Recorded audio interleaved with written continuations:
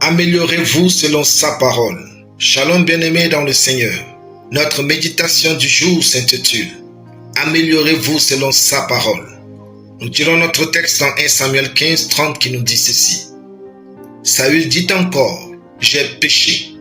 Maintenant je te prie, honore-moi en présence des anciens de mon peuple et en présence d'Israël. Reviens avec moi et je me prosternerai devant l'Éternel ton Dieu. Alléluia. Cette déclaration selon laquelle il ne faut pas chercher à plaire à tout le monde ne signifie pas aussi qu'il faut refuser de s'améliorer et de chercher à vivre en harmonie avec les autres. Dans un cas de mariage par exemple, la Bible déclare « Celui qui est marié s'inquiète des choses du monde et des moyens de plaire à sa femme ». 1 Corinthiens 7, 33.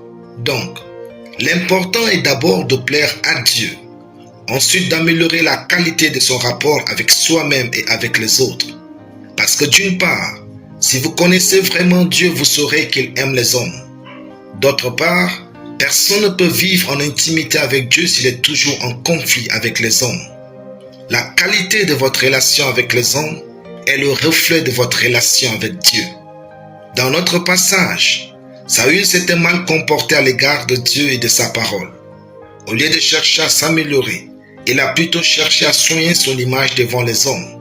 Pourtant, il savait qu'il avait péché. Cette attitude a poussé Dieu à le destituer définitivement de la royauté. Bien-aimé, pour Dieu, votre image n'est pas plus importante que votre être. Ainsi, l'important est de chercher à vous améliorer selon sa parole. Lorsque vous constatez qu'une attitude peut vous disqualifier de votre royauté, corrigez-vous. Quand Dieu vous expose un comportement caché de votre cœur, répentez-vous et changez.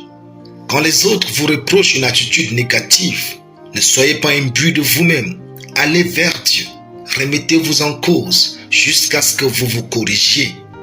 La vie n'est pas une course où vous devez être parfait à tout prix, mais plutôt une marche durant laquelle vous vous améliorez régulièrement jusqu'à ce que vous soyez avec Christ dans sa gloire. Votre désir de vous améliorer quotidiennement est plus puissant que votre vie de prière. Parce que la véritable vie de prière avec Dieu doit vous changer avant de changer votre vie. Dieu vous aime tel que vous êtes, mais il vous vaut selon sa parole sur cette terre.